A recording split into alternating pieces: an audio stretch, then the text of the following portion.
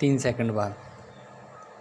1 2 yes start. उपाध्यक्ष जी, इस सदन के सामने विदेश मंत्री जी ने जो यह संविधान संशोधन विधेयक प्रस्तुत किया है, इसका मैं हृदय से समर्थन करता हूँ। मैंने और शायद इस सदन के बहुत से माननीय सदस्यों ने इस देश के इतिहास का गहरा अध्ययन किया होगा और उनको भी यह स्मरण होगा कि भारत के अंदर अनेकों प्रांत और देशी रियासतें या राज्य हुआ करते थे। उन्हें स्मरण है कि उन्हीं में से सिक्किम भी एक है, जो हमारे देश का उसी प्रकार का राज्य है जैसे अन्य राज्य हैं। लेकिन इतिहास इस बात का साक्षी है कि जो हमारे देश का एक अंग था, जिसकी लगभग 1 लाख जनता ने हमारे साथ मिलने की इच्छा प्रकट की थी, उसको पिछले 27 सालों में उन मौलिक अधिकारों का प्रयोग करने का अवसर नहीं मिला, जिनका अधिकार उनको 1947 के बाद और विशेष रूप से 1952 के बाद, जब हमारा देश गणराज्य बना था, मिलना चाहिए था।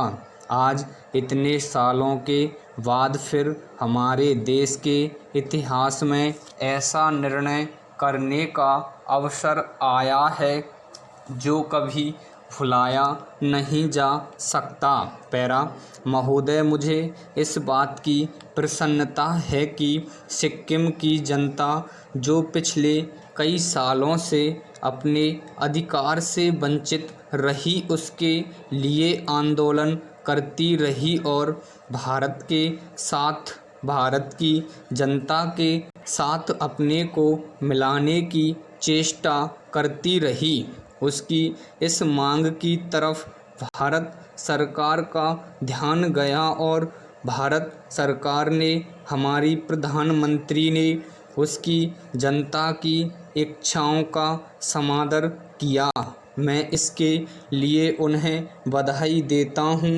मैं यह मानता हूँ कि इस मामले पर निर्णय लेने में आरंभ से ही भूल हुई और अब उसका सुधार हो रहा है।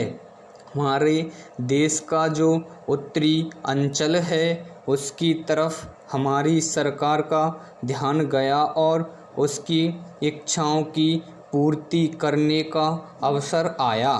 मैं समझता हूँ कि इस कदम का न केवल इस सदन के सदस्य बल्कि सारे देश की जनता हृदय से स्वागत करती है। पैरा मान्यवर, मैं यह भी निवेदन करना चाहता हूँ कि सिक्किम राज्य की जनता की इच्छाओं का मान रखने के बाद हमारे देश के ऊपर एक बहुत बड़ा उत्तरदायित्व आ गया है।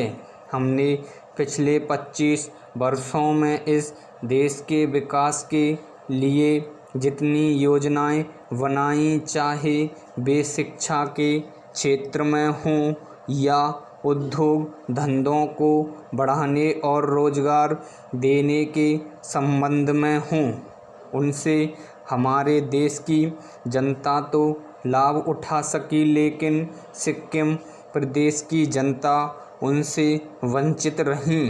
अब वह समय आ गया है जब अपनी योजनाएं बनाते समय सिक्किम का विशेष ध्यान रखें। पैरा इस अवसर पर मैं यह भी स्पष्ट करना चाहता हूँ कि सिक्किम के राजा की जो भी नीति हमारे प्रति रही हो, उसकी ओर हमें विशेष ध्यान देने की आवश्यकता है।